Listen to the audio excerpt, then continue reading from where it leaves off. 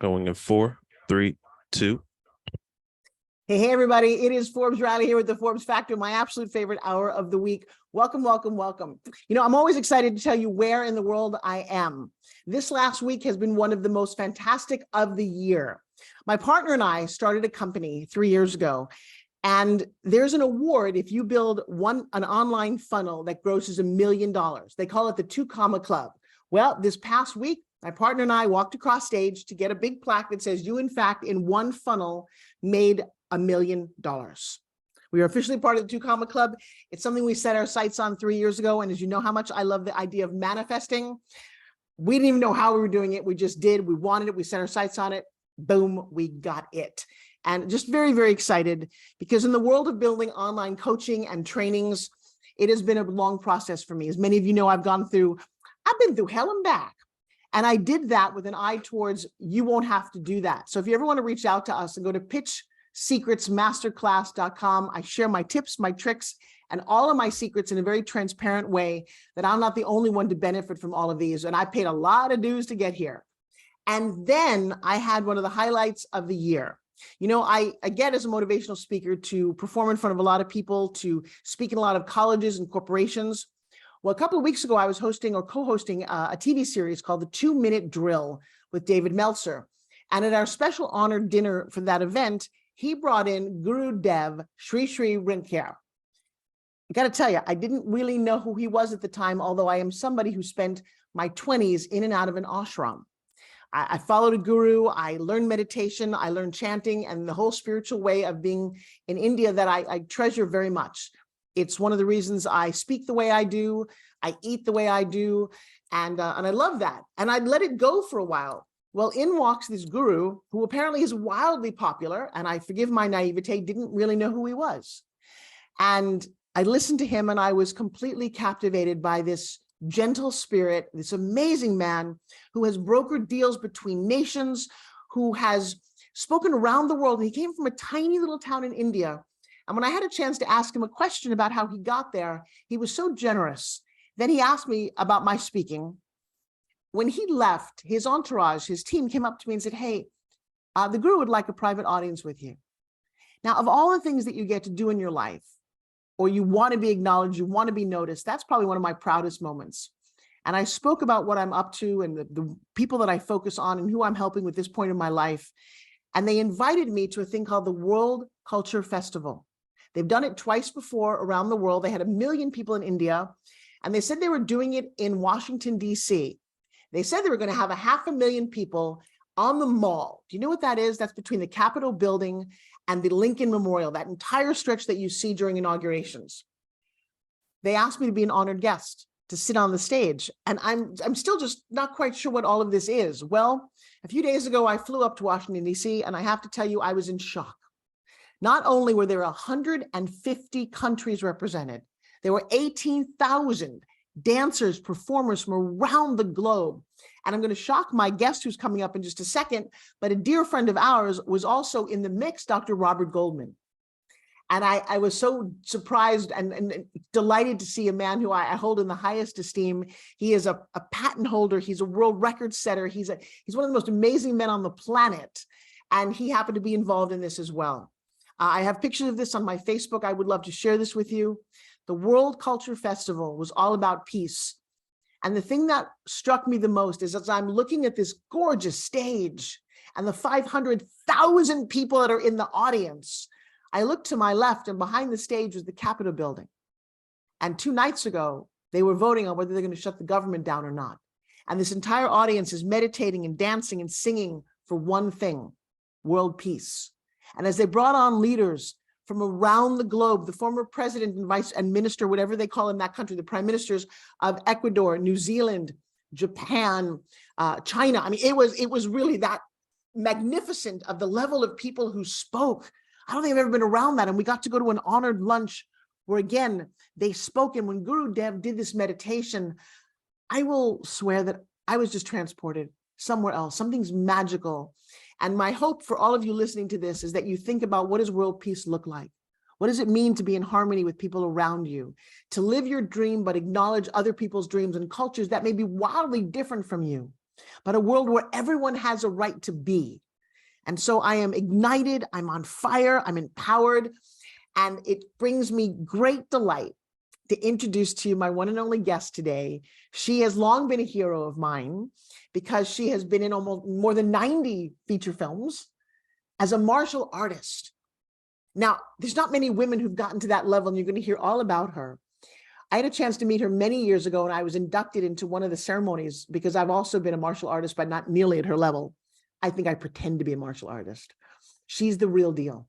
And she is the only female at that level. No one even comes close to her. I'll let you meet her. And then I've got some fun news about what we're going to be doing together. I could not be more blessed and honored to bring Cynthia Rothrock to my stage, the one and only rock star herself. And the crowd goes crazy. Hi there. Oh, you know, I've loved you long before I knew who you were. I mean, like I had seen you up there. I got mugged in the early 80s in Los Angeles. And I took my first martial arts class the day after, my first self-defense class the day after. I wish someone had said maybe I should have studied that before. Absolutely. Yeah. But I ended up in a dojo up in North Hollywood for 4 years doing Taekwondo.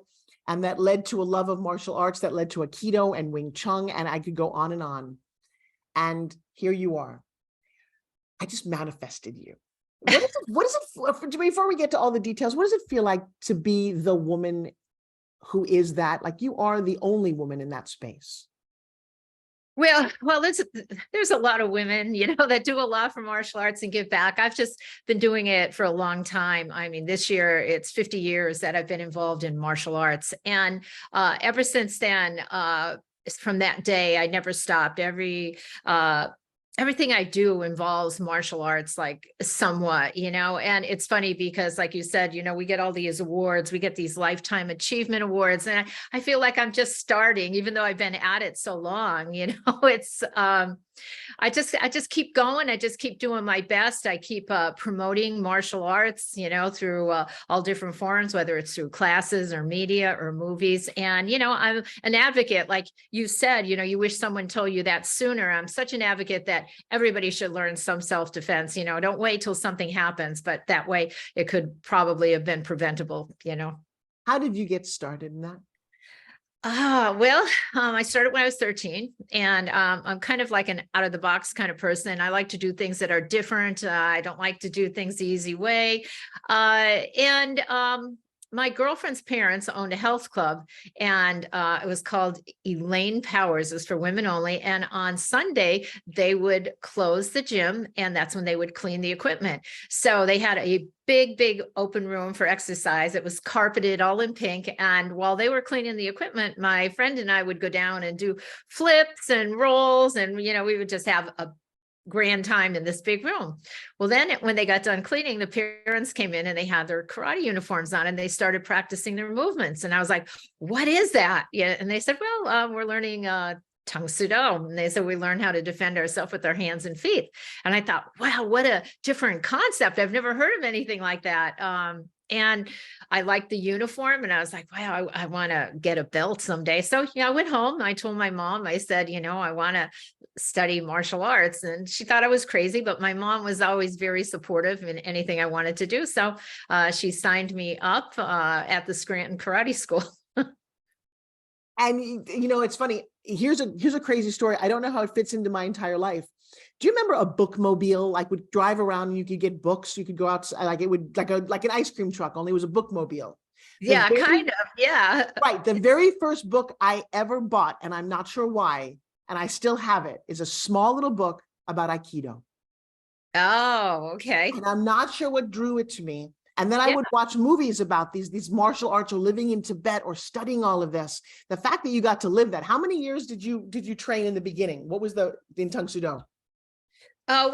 When I started off, doing it twice a week, and this was back in the mid 70s. So at that time, there weren't that many women involved in martial arts. And as a matter of fact, not that many people were involved in martial arts at that time.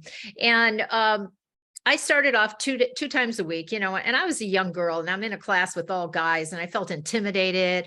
I felt like I couldn't shout, I could not get this turn that I was trying to practice. And I started getting a little defeated. The the second class, they put me in a sparring class with a guy, and he hit me in the head, almost knocked me out. Oh, And wow. my instructor said, don't use your head to block. And I was like, oh my gosh. Then, we had to do so many push-ups. If someone was doing something incorrectly, everybody had to do 100 push-ups. It was a total different time back then in training. And then I learned a front kick, and someone came up and said, try to break this board. And it was a half a board. So it was hard to break a board, but never for a beginner. But this was a half a board with a big knot in it. And I broke my toe. So I was like, oh, I don't know about this. And I actually told my mom, I don't think this is for me. And I'm sitting in class one day, and my mom said, well, I signed you up for 4 months. You're going to do this. And this is like a lifetime lesson I learned. My teacher gave a speech about quitters, how quitters are losers. And if you have a negative attitude, you're never going to succeed. And if your training isn't coming along how it should, it's because of the way you look at things, you're not practicing. And I thought this speech was focused right at me. And I started thinking, yeah, I have a bad attitude. So I started thinking, I love push-ups. Push-ups are great. Push-ups will make my upper body stronger, and then I just kept practicing that move. And then finally I got it. And then I've realized, it's all about, changing your attitude on things. And I went from training 2 days a week to 3 days a week to 4 days a week to 5 days a week. Wow. Well, that makes you a very unusual little girl. When most of the girls are in dance, I was in tap dance class. I was doing ballet at the time. Never heard of martial arts as a thing you could really study. Although I did like the movies. So what did you want to be outside of, I'm sure you didn't even think martial arts was a career. What did you want to be when you were young? Well, I think the very first thing that comes to mind is I'm an animal lover. So I think the first thing I wanted to do is be a veterinarian, because I've always had animals. But as I got older, I started getting more involved in fitness, and then I started working at the health club that my friends' parents were. And I thought I would probably open up a gym, or I would open up a martial arts school. I went to college to be an artist. And while I was there, I went to Boston University. I thought, I want to be doing martial arts. I don't want to be doing this. So I left and came home and opened up my first martial arts school in Pennsylvania. And ever since then, it's always been my life. From 1981 to 85, I was competing in professional competition, and martial arts taught me how to set goals. So I set this goal. I wanted to be undefeated for 5 years and then quit and retire as number one. And I went to mainland China back in 1982 when it was, really hard to even get in there. I'm training in the mountains of Chengdu. I went to Taiwan. I went to Hong Kong. I had this fire, this fuel under me, is that I just want to be the best. And I just kept training and training. And I reached that goal, after 5 years. And then I started doing movies. So kind of like my path was almost like predetermined. It was set. This is the route I'm supposed to be on. So I think ever since opening up that martial arts school, that was always in my mind that's, I was going to do things that were all martial art related. How old were you when you opened that school? I was 19. Okay, definitely predetermined, because there is no other path for you. That is what you're destined to do. Now, when you started in movies, first movie was what? First movie I did was Yes, Madam. It was a Hong Kong movie. And that's an interesting story because I was on the West Coast demonstration team with Ernie Reyes. And this was a phenomenal group of martial artists that used to travel around. Actually, it was the first demonstration team ever assembled. And the editor from Inside Kung Fu, Paul Maslick, called Ernie and he said, there's a Hong Kong producer here looking for a guy. They want to come up with the next Bruce Lee. Can you bring your guys down for the audition? And he said, yeah, what about the girls? And they said, well, you could bring the girls down, but they're really looking for a guy. So we all went down, auditioned. And I remember Corey Yoon was doing the auditions, famous Hong Kong director. And I did some forearm fighting, self-defense and weapons. And Corey said, I want to go with the girl, not a guy. So that was in 1985. So off to Hong Kong I went. And it's, it's a good lesson that, sometimes, if you really try hard, you can change someone's mind. Like they were actually looking for a guy, so off to Hong Kong, 1985. My first movie was Yes, Madam with Michelle Yeoh. Oh, wow. Well, Yep. Kind of fun how that's played out. My first movie was Splatter University. I was doing horror films around the 80s. Very different energy. Yeah. And so that came out. Did that make a dent in your career? That said, you know what, I want to be doing it in movies, or were you still focused on martial arts only? Well, at this time, I thought this was just kind of one of the adventures in the life of Cynthia Rothrock. I'd do one movie and that would be it. That first movie took 7.5 months. So I'm living in Hong Kong that time. And all I remember, it was really funny. I kept thinking that, ooh, I'm in a movie. Someday maybe I'll be on the poster and I could show my kids, look, your mom was in a movie. So that was like what was going through my mind at that time. After the movie came out, actually, Sammo Hung started looking at the daily. So he signed me to do Shanghai Express. So since that was my final and 5th year of competing, I was just like, okay, now I'm going to do movies. But it wasn't until toward the end of Yes, Madam, that I realized, oh, this is a new career path for me. I thought it would just be like, a one-time fun thing to do. How excited were you when Michelle won the Oscar this year? Oh yeah, that was awesome. It was good to see. What was she like back then? What was she like when you guys were working together?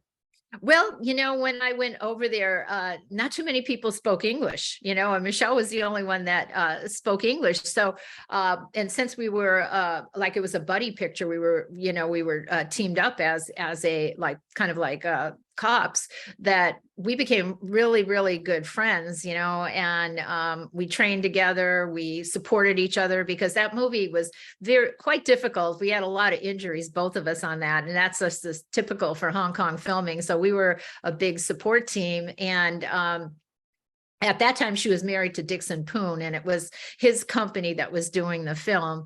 And when it came out, I had offers from Golden Harvest, Cinema City, Dixon's company, which was D&B Films, to do it, to continue. And I went with Golden Harvest because at that point, I heard of Golden Harvest. I knew Jackie Chan. I knew his old Kung Fu movies. So it was always like Golden Harvest, Golden Harvest. And I think Dixon wasn't really happy that I went with Golden Harvest. And kind of then we kind of lost, connection, Michelle and I. But like during that time, we were like such a support team for each other and had the same goal in mind. Like here, Corey Yoon has taken this chance of putting 2 female leads doing an action picture. Yeah. Now, okay, so forgive me, I have not seen the movie. I cannot wait to see it. Is it in English and in Chinese? Well, when we were over there shooting, it was, they shoot with no sound. Back then, there was no sound at all. So it gets dubbed, and they dub it in all different languages. But it was funny because when I went over there, I was used to seeing Hong Kong movies, period films, so I thought they were going to dress me in Chinese clothes. I'd have these long black braids with razor blades in them, and I'd be twirling them around.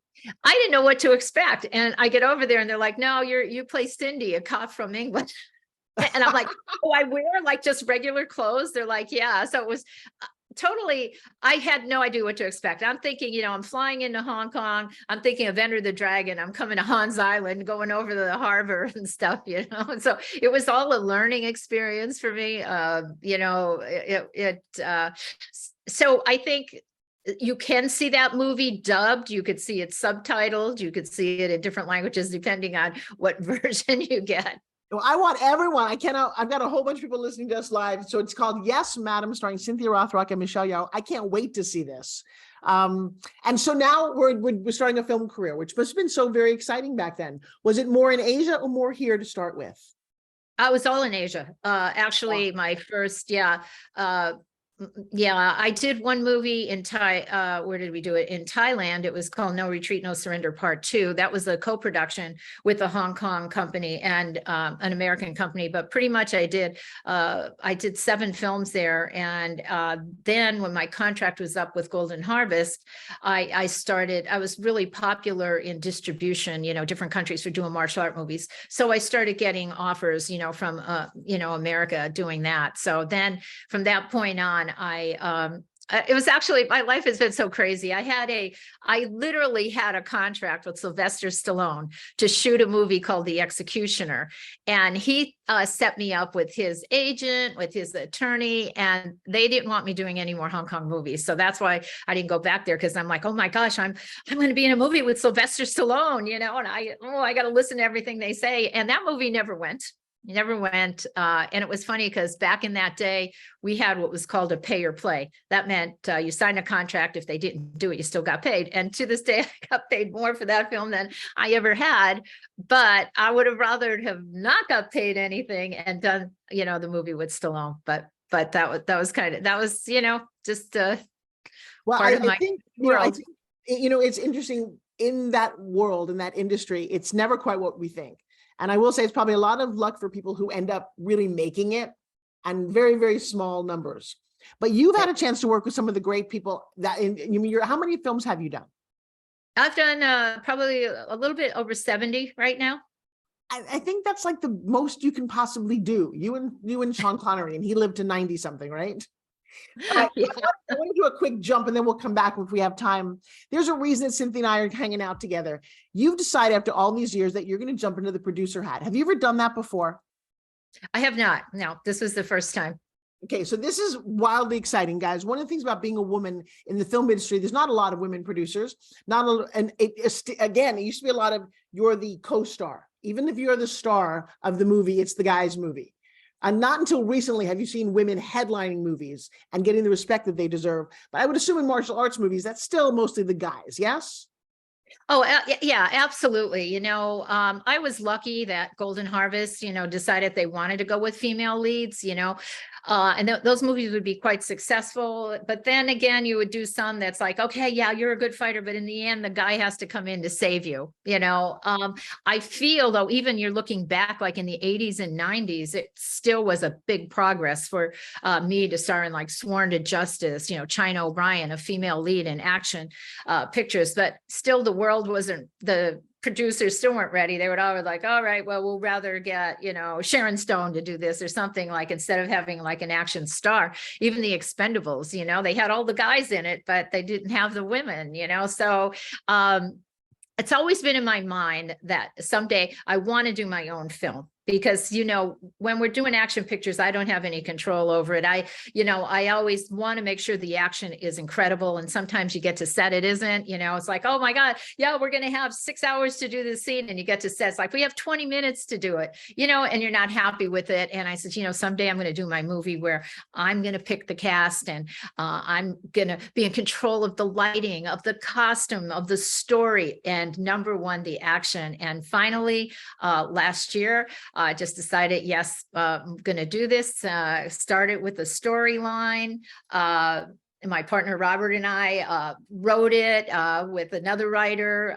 We are producing it, starring in it. And I'm just so excited. And I'm so excited to have you in it. I'm so blessed. You are going to be phenomenal. And you know what? It's like the whole cast here. It's handpicked by me.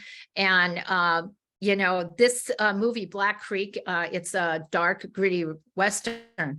And that's because that's what I like. That's the kind of movies I like. So I'm hoping that everybody will enjoy it, because I am so trying my best to make this like one of the best films I've ever done. My girl, you are doing a phenomenal job. I feel blessed in my life. Many of my audience knows my journey. And I stopped acting for a little while after Hollywood. I had the lead in television series, and then my name wasn't big enough to launch the series. And they gave my role of the bad girl to Bo Derek. And I just was reminded that Hollywood is made up of very strange types, and who they think should be famous and who they think should be successful. And I went off to work on my business and raise my children, but I've missed my acting career. And I said to my daughter, who I'm in business with, I said, I cannot wait to go back and be in a movie. I miss that so much. Seeing my name on a call sheet has always been one of the highlights. And with that, around my birthday, your film came into my sphere. And I don't think I could be happier. Not only that, but I know your producers, from Christopher Howard, who helped me start my business career, to Dawn the Dragon Wilson, who you and I both work with. Guys, he's an 11-time world champion kickboxer. He's a fan of my fitness product, which helped me with my launch. And just an amazing guy. We just did a table read. To see the two of you together, it is like an absolute dream what he does for you and your character. But I will tell you, when we come back, we're going to talk a little about the movie, because I'll tell you what I've been telling people. I think, I mean, obviously you created it, you're starring in it, but I think it's a little bit of a metaphor for the sex trafficking world that we're dealing with now. And I'm like, set in the 1890s, the way you guys come in and save the day and help women who are being persecuted or prostituted, and it's horrible. I'm almost looking at Richard Norton, who, by the way, sexiest bad guy ever. Oh my gosh, guys, this is going to be the most amazing movie. And I get to be maybe his sidekick. But it reminded me a little of Jeffrey Epstein. Isn't that crazy? Don't tell anybody, because we don't want anyone to think about it that way. All right, we're going to take our first break. I'm so honored right now. When we come back, Cynthia has taken what everybody dreams of. What is the biggest dream that you have in life? What scares you the most? And saying, I'm just going to dive headfirst into it. And what I love about you and the way you're doing it is, if you look back to your life, which is the movie, where's the Cynthia Rothrock story? All right, guys, we'll be right back after this message. Stay tuned. You're listening to the Forbes Factor. We focus on health, wealth, and happiness. We're right back after this message. Don't go away. All clear. Let me get that saved. We'll be good to go in just a second. All right, so we are live in front of all my Facebook audience. It's very funny. I sat in I sat in a lawyer's office many years ago, and he was telling me, as I was telling him the story of my life, like your life, he said, Sandy would be great to play you. And I thought, he said, yeah, I represent Sandra Bullock and Claire Danes and Donald Belisario and some major players. Well, I thought that was kind of silly back then, or I had no sense of self-esteem. Well, a couple of years ago, do you remember the movie Joy? Yeah. Well, that's based on Joy Mangano, who is a friend of mine who I work with on Home Shopping, who created her whole industry. And in the movie, Jennifer Lawrence plays her and Robert De Niro plays her dad. Well, I knew her dad in real life very well. And as I'm watching this, I'm like, she got to sit at the Oscars. Her character won a Golden Globe. And I'm like, as I'm thinking this, I'm now seeing the Cynthia Rothrock story. Who's going to play you in the movie of your life? Is there a young female martial artist? Well, yeah, I'm sure there is. I would think, come on, the follow-up to this movie is your life story, because I'm listening to it and I'm loving this. Can you imagine who at 19 opens a martial arts studio in Scranton, Pennsylvania? I mean, that's a great beginning to a story.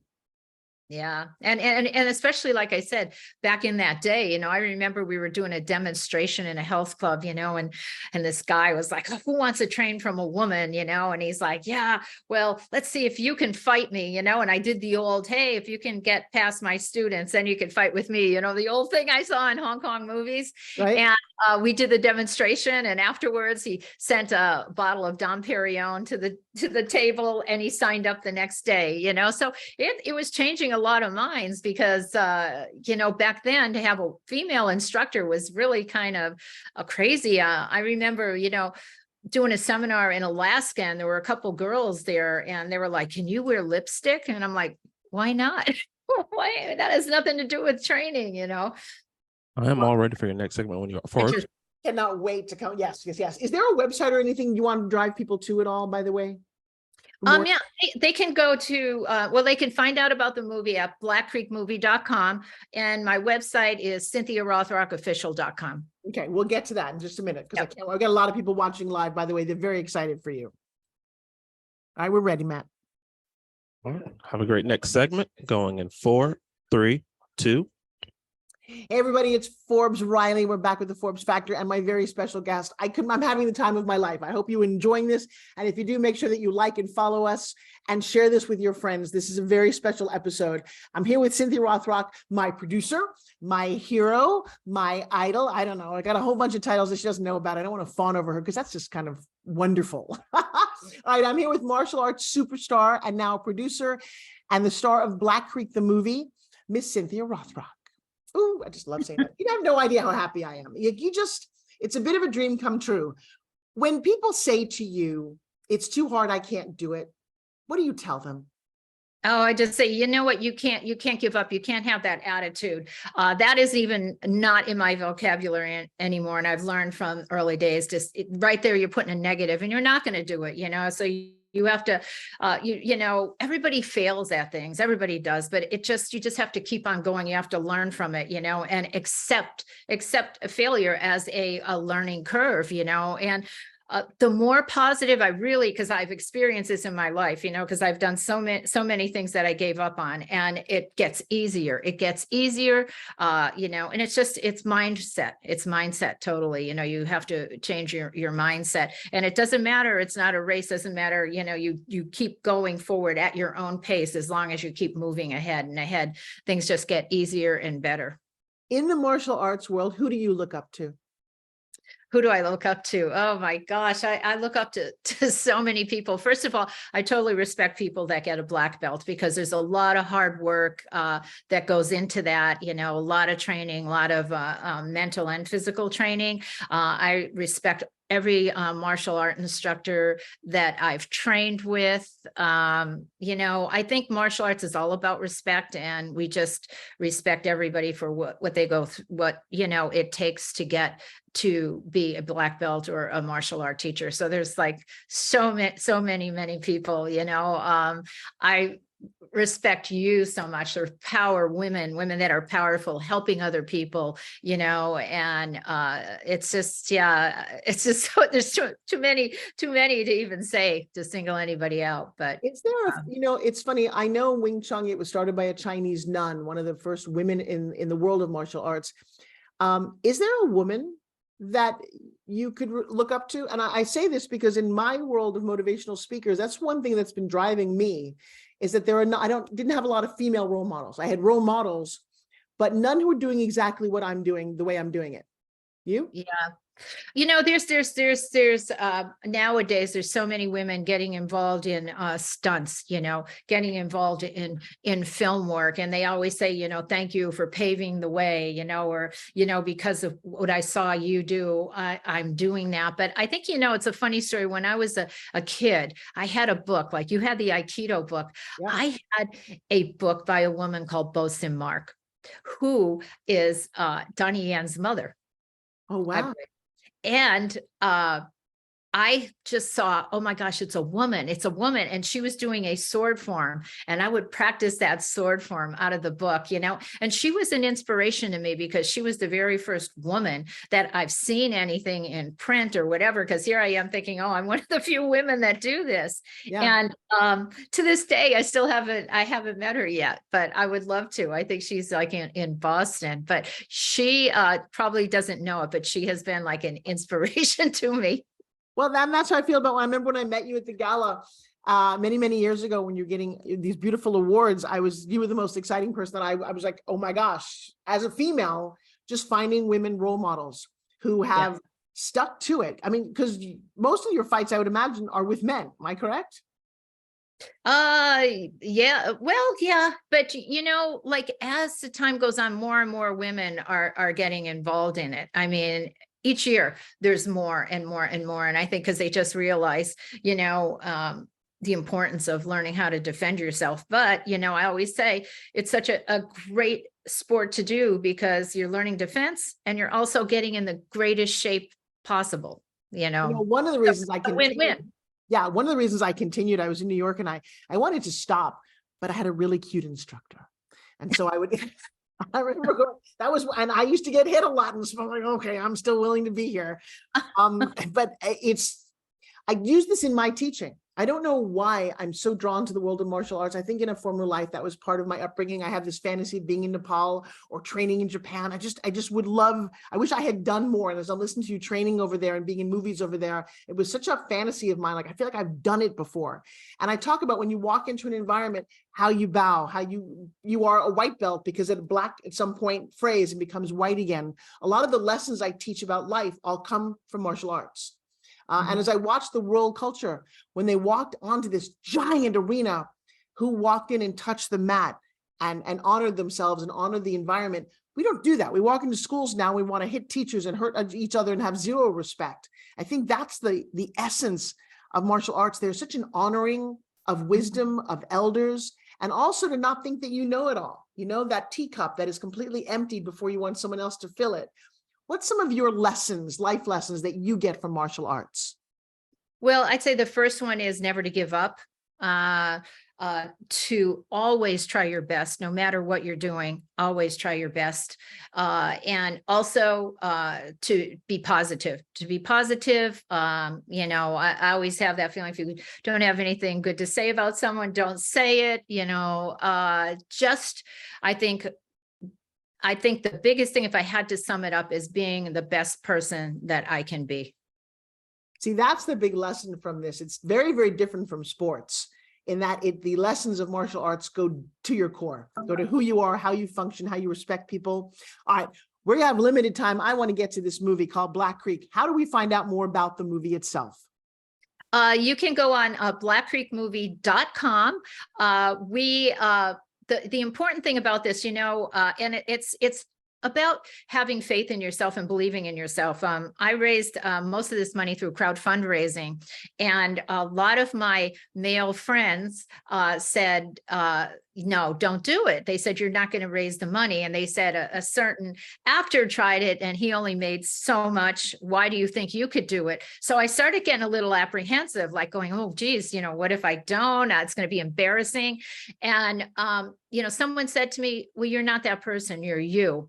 And I went, yes, you're right. And I just see, again, it was that little negativity coming in that could have stopped me from making this dream come true of my lifetime. So that's what I'm saying is, you gotta stay positive. And I went for it full force, and we became the second most funded action picture in the history of Kickstarter, which I'm so excited. So we still have that campaign going on for probably another week or so.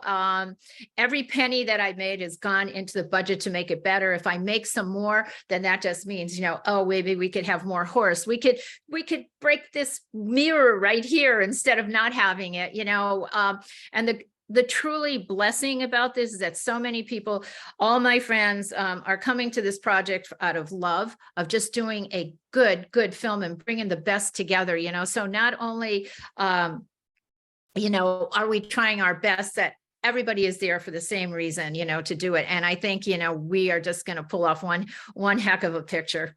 Well, I'm also very happy to invest in you, into the concept, the project, for so many reasons, guys. If you feel like you want to be part of a feature film, if you've ever had that fantasy, you go to Black Creek, the movie? Movie.com. BlackCreekMovie.com. Say again, one more time. blackcreekmovie.com. And they can read about it. They could read about the cast. They can read about what we're doing. We start shooting October 30th in Benson, Arizona.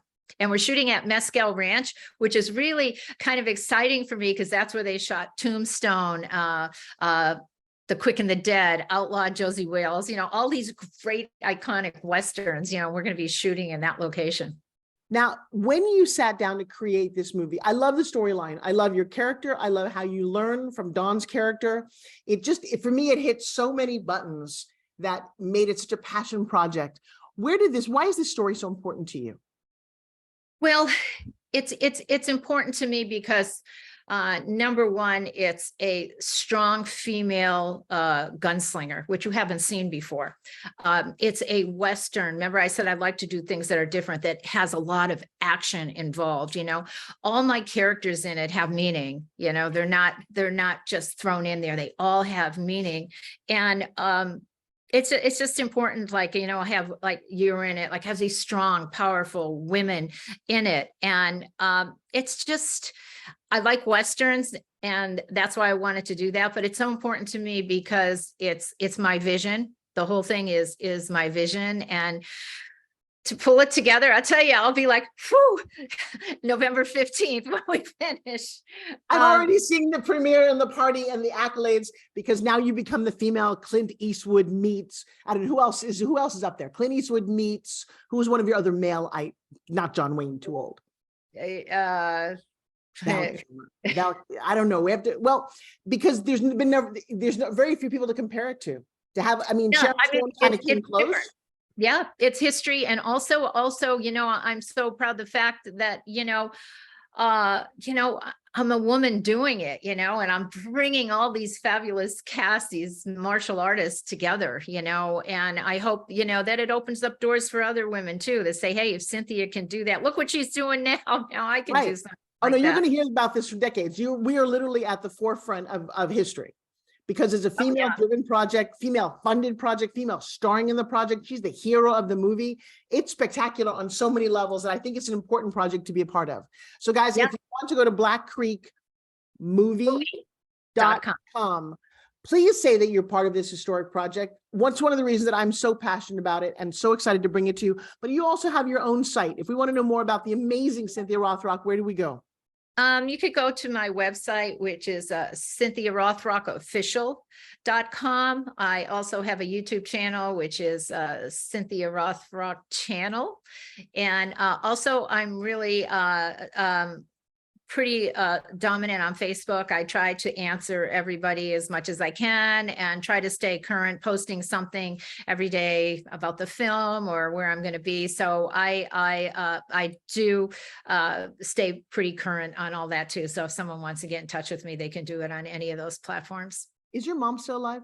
No, she's not. She passed away 3 years ago, but interesting story, when I was thinking of doing this, because trust me, it's not easy doing all this stuff together because, we're a small budget, but we actually got like a big budget cast and ideas. So trying to fit this all in, it's hard.